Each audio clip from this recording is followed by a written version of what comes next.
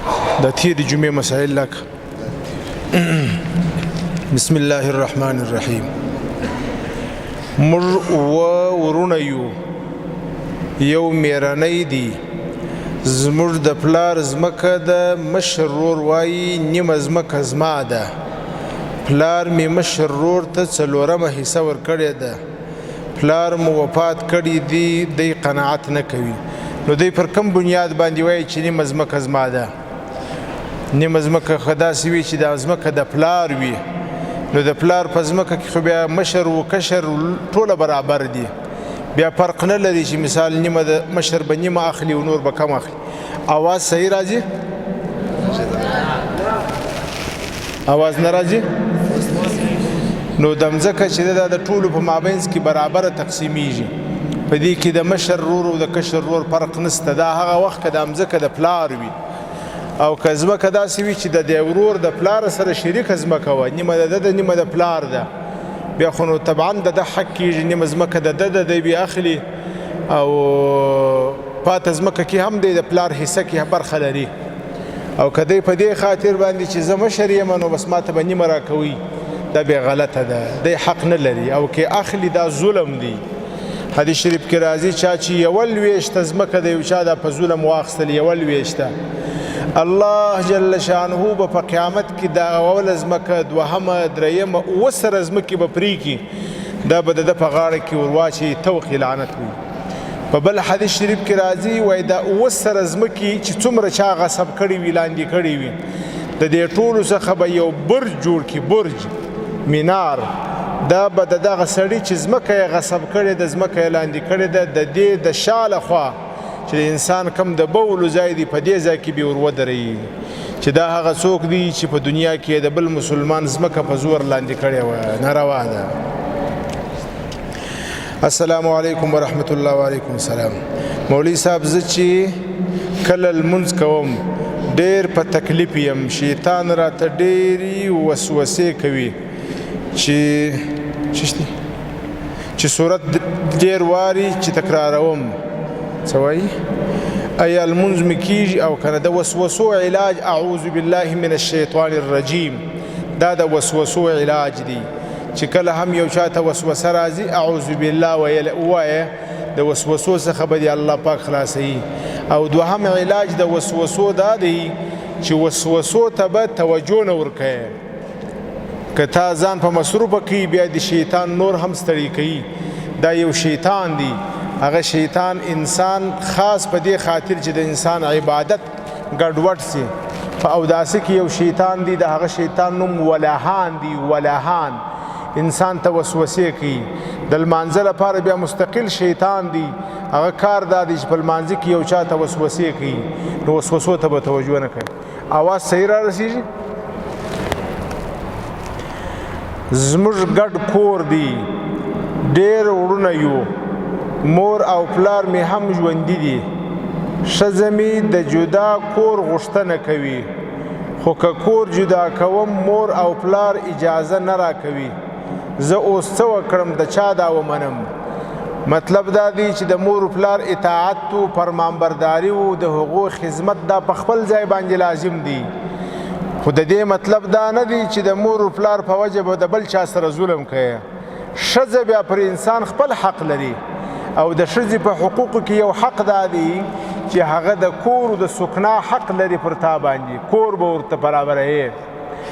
حکیم الامت حضرت مولانا اشرف علي تهانوي صاحب رحمه الله په امداد الفتاوا کې دا تفصیل لیکلی دی. وایي که ښځه د خاوند څه وغواړي، داسې یو ځای به باید ورته برابر کړي چې هغه ځای خالی وي، نه په هغه ځای کې د ښځې نور قریبان وي، نه د خاوند نور قریبان وي، نه د ښځې قریبان پکې وي، نه د خاوند. دا خالی د ښځې د دې ښځې دپاره داسې ځای ضروري دی. نو که ښځه ستا څخه جدا کور غواړي، نو پر تا حق لري ښځې ته جدا کور برابر که. که مور و پلار په دې باندې خفه کېږي، نو هغه خفګان کم نقصان نه لري، ځکه په دې کې ته ظالم نه یې په دې کار کې. نو چې ظالم نه یې، نو که مور و پلار هم کوشش وکړه چې خوشحاله یې وساتي، خو که بیا هم خفه سوله، په دې کې تا ته کومه ګناه نشته. د استخارې لپاره څو ځلې ما کوشش کړی دی، خو څه مې نه دي په خوب کې لیدلي. اوس څه وکړم؟ استخارې لپاره خوب نشته، خوب نه دی ضروري بابا. استخاره په بخاري شریف کې راځي، نبی علیه السلام به صحابه ته ښیول او دس وکړه، 2 رکعات لمونځ وکړه، بیا تر هغه وروسته دا دعا ووایه: اللهم انی استخیرک بعلمک واستقدرک بقدرتک واسألک من فضلک العظیم. غاټه دعا ده. دا دعا به صحابه کرام وایي، نبی علیه السلام په موږ باندې په یادول دا دعا ووایه، بس دعا وکړه، بس همدا استخاره سوله. چې زړه دې کومې خوا ته مایل سو، بس هغه کار وکړه. بیدېدل بیا په خوب کې یو څه لیدل دا ضروري نه دي، او نه دا هر چاته کیږي. ډېر وخت دا رقم یو څوک بیده سي هېڅ په خوب نه وویني، نو خوب کول یا په خوب څه لیدل دا په استخاره کې ضروري نه دي. او زموږ ډېر خلک په دا وجه استخاره نه کوي، وایي ما استخاره وکړل په خوب کې مې څه نه ولیدله. استخاره د خیر دعا، د خیر غوښتنه، بس چې خیر دې وغوښتي الله پاک خیر درکوي. او حدیث شریف دی نبی علیہ السلام فرمای: ما ندم من استشاره ولا خاب من استخاره. څوک چې استخاره کوي هغه په کار کې پښیمانی ونه کوي همیشه. مولوی صاحب محترمه، زه داسې یوه جلدي مریضي لرم چې د اوبو سره مې پوستکی خرابیږي. ایا ما ته تیمم جائز دی د اودس پر ځای؟ بالکل. که داسې مریضي وي چې هغه مریضي یا د اوبو په استعمال مریضي پیدا کیږي یا د اوبو په استعمال باندې شته مریضي ډیریږي، هغه کومه مریضي چې ده هغه ډیریږي، او ډاکټر هم دا تصدیق وکړي، طبیب یو حاذق مسلمان ډاکټر چې ستا مسله د اوبو سره ده، نو بالکل بیا اوبه مه استعمالوه، تیمم کولی سي، مشکل نه لري. او یو دا چې ته خالي مازې په دا ژمي کې بانه ورته غواړې، خو نو ځان ته مسله ده. بعضې خلک د زکات او صدقې فرق نسی کولی. که دا راته واضحه کړې چې څه فرق دی. یو زکات دی دا واجب ته ویل کېږي، فرض ده، صدقه نفلي ده. نو د زکات او د صدقې فرق دا دی چې زکات کې مقدار معلوم دی او صدقه کې مقدار نه دی معلوم چې هر څومره ورکوې ورکولی سي. په زکات کې مصرف معلوم دی، چاته به ورکوې مصرف معلوم دی، او په صدقه کې مصرف نه دی ضروري، هر چاته ورکولی سي. قریب ته یې ورکولی سي، پلار ته یې ورکولی سي، زوی ته یې ورکولی سي، ښځې ته یې ورکولی سي. او زکات چې دی هغه مصرف معلوم دی، هر چاته یې نه سي ورکولی، خلک خپل خاص مصارف لري، نور فرقونه یې هم شته. زموږ د کلي یو کس د مسجد د امام سره مخالف دی او خبرې هم پسې کوي. اوس د ده لمونځ په دغه امام پسې صحیح دی که نه؟ نو دی ولې ځینې خوابدی دی، ولې خفه دی ځینې؟ که چیرې دی پر یو شرعي مشکل ځینې خفه وي، په امام کې شرعي مشکل وي، دینی مشکل وي، دی ځینې خفه وي، بیا خو په هغه صورت کې امام ته نه ده پکار، امام ته مکروه ده چې هغه په دې مسجد کې لمونځ وکړي، باید امام مسجد پرېږدي،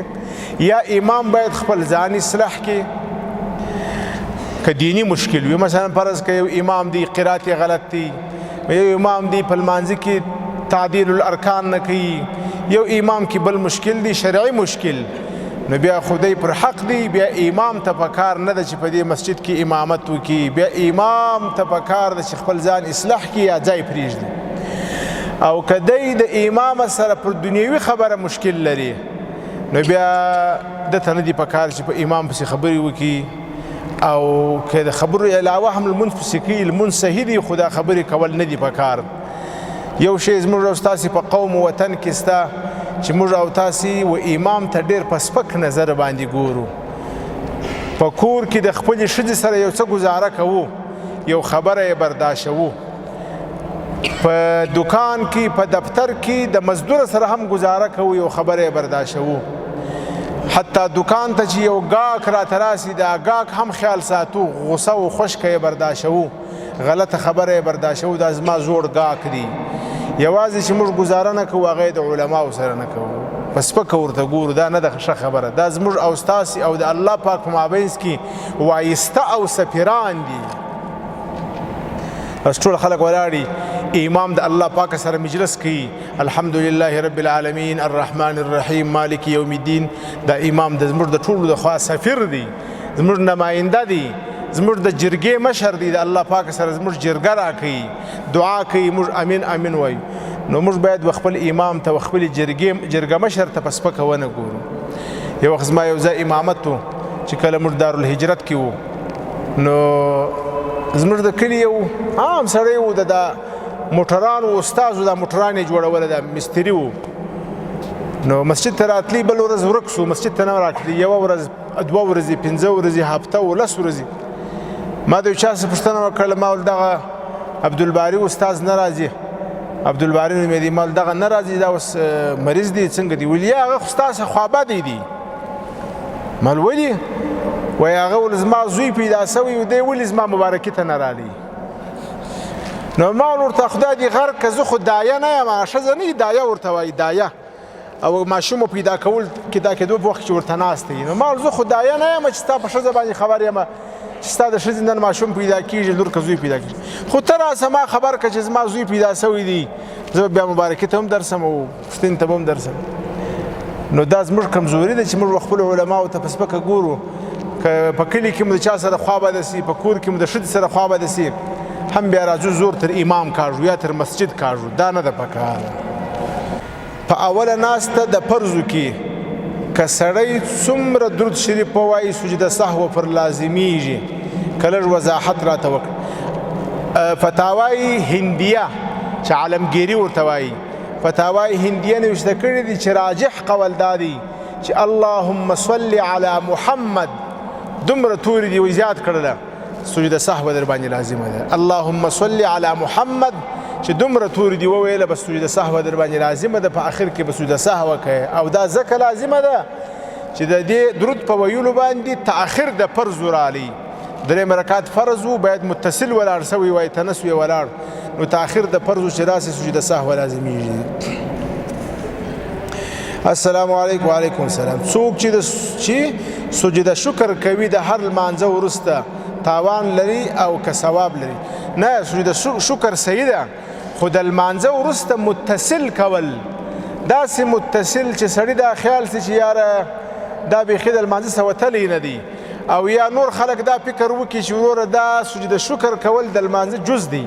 دا رقم کول بیا نه دي پکار ځای بدل که یا په هر وخت کې چې کولی سي پاکې مشکل نشته خو د لمانځه وروسته متصلا کول موږ فقها وایي نه دي پکار ځکه بیا عوام خلک دا فکر کوي چې دا د لمانځه جز و حصه ده. شیخ صاحب محترمه غاښ چې ډک کړې او پوښ ورکړې بیا غسل او اودس کې بالکل کېږي ځکه دا پوښ چې تا ورکړي یا دې ډک کړي دا ستا د بدن جز وګرځېدي نو د غسل په وخت کې یا د اوداسه په وخت کې د هغې ایسته کول ضروري نه دي. همداسې که یو چا غاښونه کښېښوله غاښونه 2 قسمه دي یو هغه غاښونه دي چې په اسانه باندې خیږي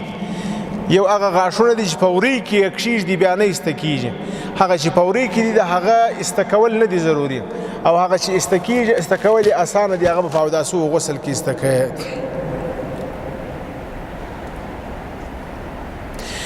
په خوب کې جنت ته تللی ومه او ډیر زیات خوشحاله ومه یعنی اوس چې هم را یادوم سخت خوند را کوي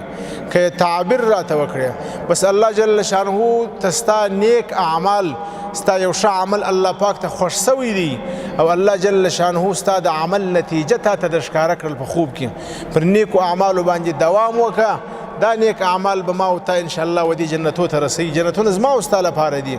هغه د پسو د غویو د حیواناتو د غرو د درختو لپاره نه دي هغه د کافرانو لپاره نه دي هغه زما او ستا لپاره دي نو تا چې کوم ښه عمل کړی دی په دا ورځ باندې هغه عمل دی والله پاک ته خوښ سوی دی نتیجه یې په خوب کې در ښکاره کړل هغه عمل کوشش وکړه نور یې هم وکړه.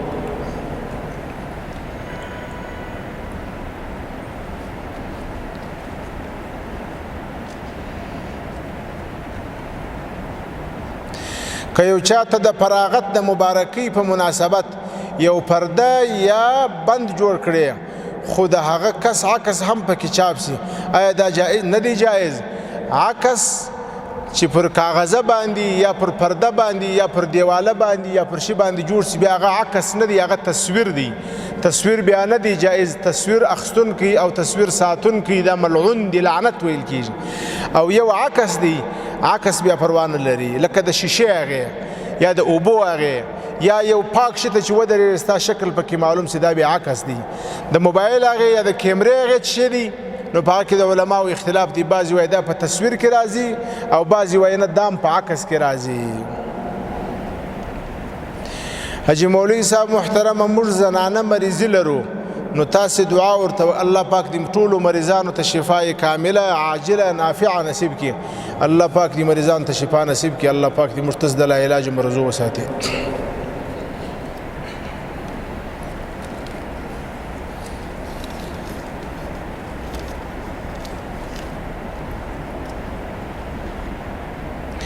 موږ څلور وروڼه یو مشر ورور مې څلور وروڼه یو مشر ورور مې نیم جریب ځمکه اخیستې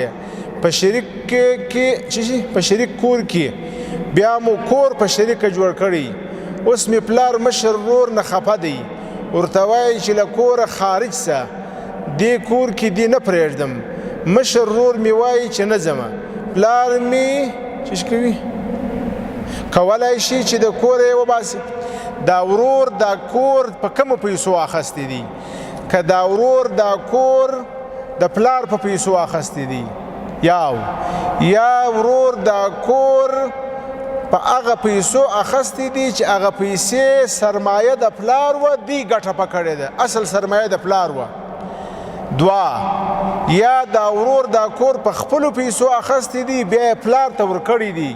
پلار ته یې بخښلی دی درې بیا په دې ټولو صورتو کې د کور مالک پلار دی زوی پسې اخیستلی سي او که چیرې داسې وي چې ورور په خپلو پیسو باندې شخصي پیسو باندې کور اخیستی وي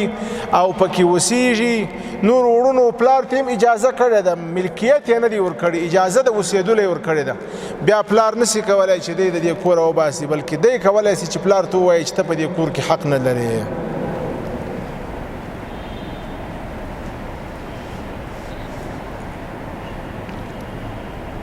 لږ سم خط خو لیکي الله مو هدایت که دا اوس خط چې تاسو لیکلی دي دا خط خو باید په موزیم کې یا په ارشیف کې کښېږدو چې خلک یې ګوري چې داسې کاتبان هم موږ درلودله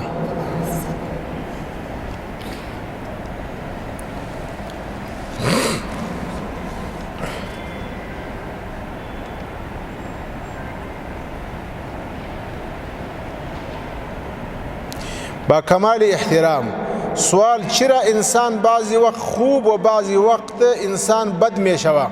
و چگونه انسان بتوانه که اعمال خود را کنترل کنه مراقبه اعمال خود کنی یک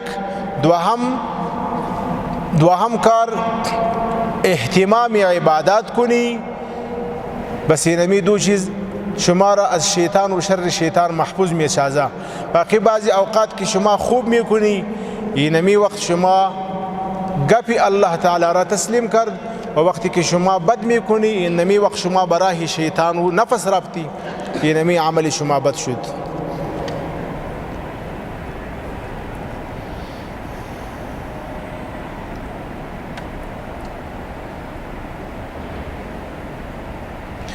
یو څوک د کوره سفر کوي خو چې چرته ځي هلته مقیم دی یعنی چې دې له 15 ورځو زیاتې تیروي مګر دا ځای د سفر شرایط پوره کوي اوس د لارې په اوږدو کې په لمانځه کې تقصیر کوي بالکل یې کولی شي کابل ستا دارالاقامت دی دلته د وظیفه ده او قندهار ستا وطن اصلي دی هلته د کور دی نو ته چې د قندهار څخه کابل ته راځې په لاره کې مسافر یې چې د کابل کندهار ته ځې که په مابینځ کې د سفر اندازه و په لاره کې مسافر یې سفریانه لمونځ به کوې که کابل ته راغلې وطن اقامت ته هم مقیم یې که کندهار ته ولاړې وطن اصلي ته هم مقیم یې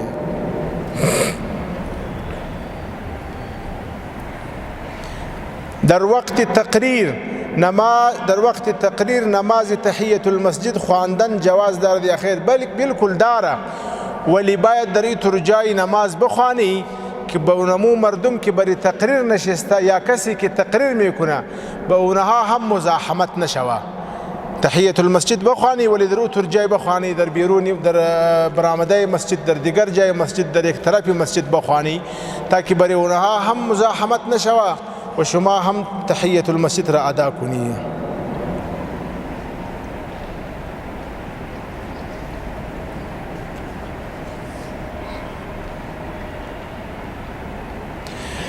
ګرانو قدرمن محترم شیخ صاحب د مسجد بیرون کې هغه کس چې د خلکو چمپلان ټول کوي او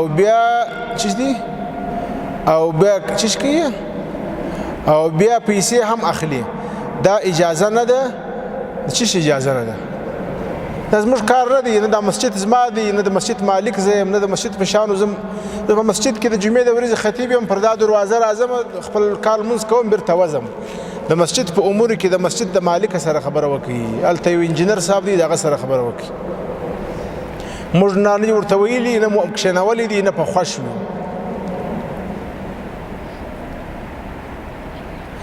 د ګردو پیوندکاري څه حکم لري آیا د دې د جواز صورت شته او که نه موږ علما کرام د احنافو مشهور علما او قدیم علما او حادث نوي علما معاصر ټوله پر دې باندې دي چې دا کار کول نه دی جایز بغیر له سخت ضرورته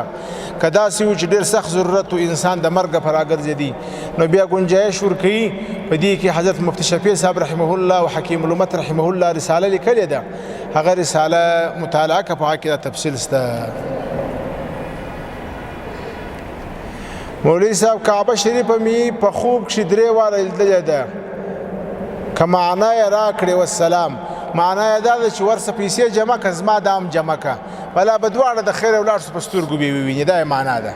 دعا وکړئ الحمدلله رب العالمین والعاقبة للمتقين والصلاة والسلام على سيد الرسل وخاتم النبيين وعلى آله وأصحابه أجمعين ربنا تقبل منا إنك أنت السميع العليم وتب علينا إنك أنت التواب الرحيم یا رب العالمین موږ ناست حاضرین ټول زموږ د ټول ګناهونه را معاف کړي یا رب العالمین زموږ مشران چې قبرو ته تللي دي رحمتونه په نازل کړي یا رب العالمین زموږ چې والدین د چا دواړه یا یو وفات شوي دي قبرونه یې د نور ډک کړي رحمتونه په نازل کړي مغفرت ورته وکړي درجات یې بلند کړي زما مور پلار ته دعا وکړي یا الله رحمتونه په نازل کړي یا الله مغفرت ورته وکړي یا الله درجات یې بلند کړي یا رب العالمین قبر یې د نور ډک کړي یا رب العالمین درجات عالیه ورته نصیب کړي موږ چې څه وویل وام اورېدله ومو کړل یا رب د دې ثوابو کې دې را سره شریک کړي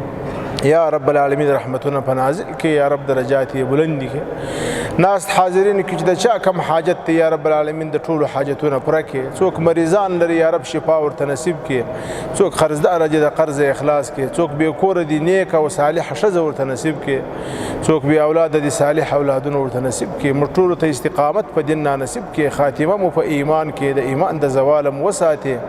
یا رب العالمین قبر را آسانه کړي د قبر د عذاب مو وساتي حشر را آسانه کړي صراط را آسانه کړي صراط را آسانه کړي حساب و کتاب را آسانه کړي یا رب العالمین جنت ته مداخل کړي شفاعت د نبی علیه السلام را نصیب کړي د جهنم مو وساتي اللهم احسن عاقبتنا في الأمور كلها وأجرنا من خزي الدنيا وعذاب الآخرة اللهم إنا نعوذ بك من الكفر والفقر ومواقف الخزي في الدنيا والآخرة وصلى الله تعالى على حبيبه محمد وعلى آله وأصحابه أجمعين